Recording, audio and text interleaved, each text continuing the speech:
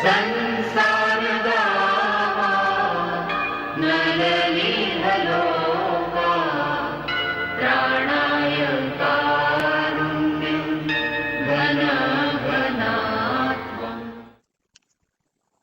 मनोबुद्धिर अहम निश्चित अनित्य कारांतकम चतुर्धो लक्ष्यते भेदो।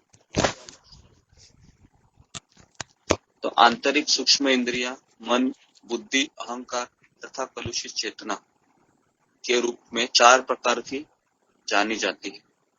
इसके विभिन्न कार्यों के अनुसार ही इनमें भेद किया जा सकता है, क्योंकि ये विभिन्न लक्षणों को बताने वाली है।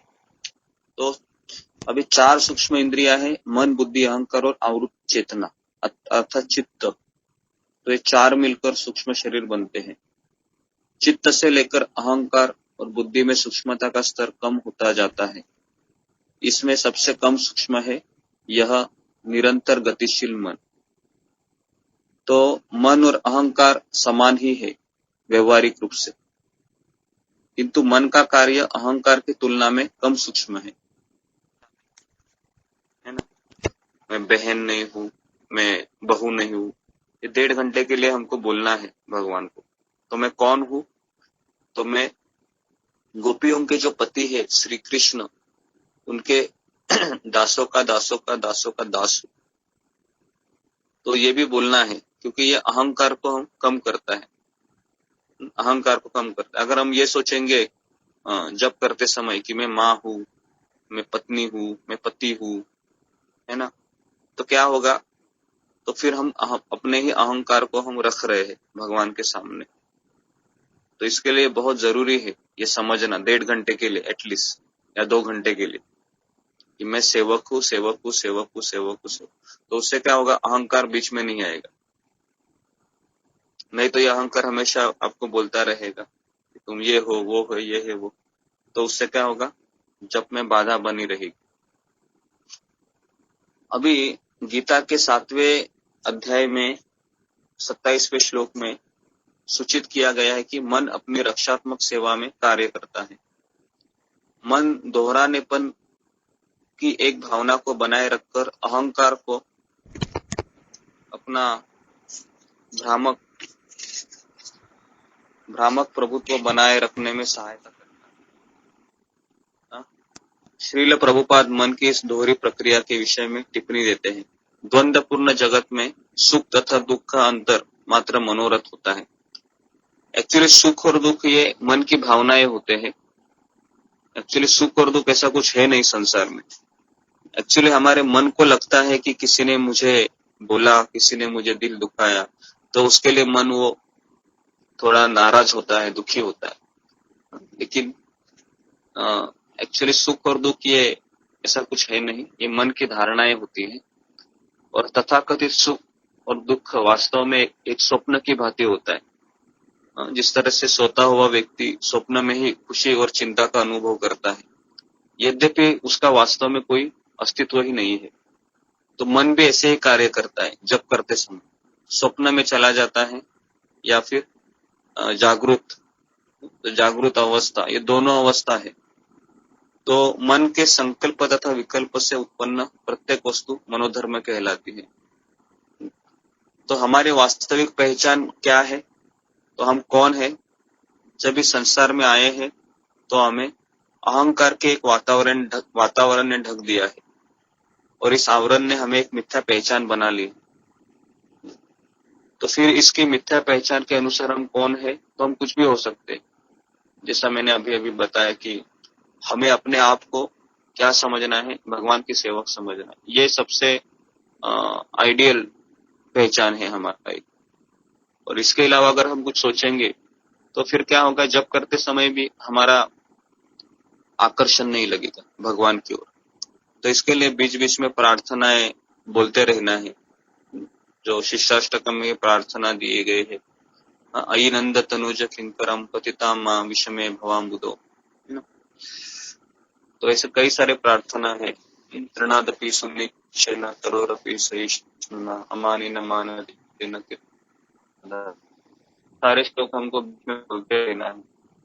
तो हमें कभी कभी क्या होता है कि हम जप करते समय है हमें उसके अर्थ पे हमारा ध्यान नहीं रहता। तो कौन मुझे बताएगा कि हरे कृष्ण महामंत्र का अर्थ क्या है? जब हम करते हैं हम क्या भगवान को कह रहे हैं? बताइए। समय नहीं है, समय नहीं है, समय नहीं है। तो इससे क्या होता है? इससे फिर भगवान है वह समझ जाते हैं कि ये केवल तोते की तरह बोलता है, इसको कुछ करने की इच्छा नहीं है। तो उसके लिए फिर उसको हरिनाम की रुचि नहीं प्रदान होती है। तो उसके लिए आपको कम से कम आधा रोज निकलना है जब अपना सेवा करने के। ओके, भी हम जब में आनंद नहीं आता है। तो बुद्धि अहम का रजोगुण में रूपांतरण करता है। जब बुद्धि अगर शास्त्रिक नहीं है तो खुद को वो भी अहंकार के जैसा ही बर्ताव करता है। तो हाँ, तो इसलिए भगवान कृष्ण उद्धव को समझाते हैं कि हे उद्धव, बुद्धि रहित व्यक्ति सर्वप्रथम अपनी झूठी पहचान भौतिक शरीर तथा मन के साथ करता है, और जब किसी की चेतना में ऐसा मिथ्या ज्ञान उत्पन्न हो जाता है तो महान कष्ट का कारण भौतिक विषय वासना उस मन में व्याप्त हो जाती है। तो उसके लिए अगर हमारे बुद्धि है वह सही नहीं है तो ये बुद्धि क्या मन को कहती है कि तुम आत्मा नहीं हो, शरीर हो। तुम पति हो, तुम पत्नी हो, तुम माँ हो, तुम ये है वो है। और इससे क्या होता है? झूठी पहचान के साथ हम जप करते हैं कई बार। तो इसलिए सबसे हमारे सामने जब हम भगवान को प्रार्थना करते हैं तो आपके सामने जप करते समय दो चीजें होनी चाहिए। एक है श्रील प्रभुपाद का फोटो होना चाहिए आपके सामने, और दूसरा है हरे कृष्ण महामंत्र लिखा हुआ होना चाहिए। ये दोनों चीजें आपके सामने जप करते समय चाहिए ही चाहिए, क्योंकि आंखें बंद करके हम ज्यादा समय रह नहीं सकते। और जब आंखें खुल जाती है तो आंखें इस घर की चमकीली वस्तुओं में ये चाहिए। हरे कृष्ण महामंत्र होना चाहिए। आप देखिए, कम से कम 4 से 5 माला आप हरे कृष्ण महामंत्र को देखते देखते पढ़ते पढ़ते कीजिए। तभी होगा कि मन को होगा, क्योंकि हमारा मन बद्ध है। हम वो तुरंत वो लेगा नहीं नाम को। 4 नाम, 6 नाम, 10 नाम, 15 नाम लेगा, बाद में ये दूसरे मोड में चला जाता है। तो उसके लिए ये दोनों चीजें जरूरी है। प्रभुपाद को हरे कृष्ण महामंत्र देखो या भगवान की तस्वीर रखो। भगवान की तस्वीर तो बाद में आती है, जैसे मैंने एक बार बताया है, पहले हमको प्रभुपाद भावित बनना है, प्रभुपाद प्रति हमारा आकर्षण चाहिए, उसके बाद हम कृष्ण को भी जान पाएंगे अच्छे से। ठीक है, तो ये दो चीजें करनी है।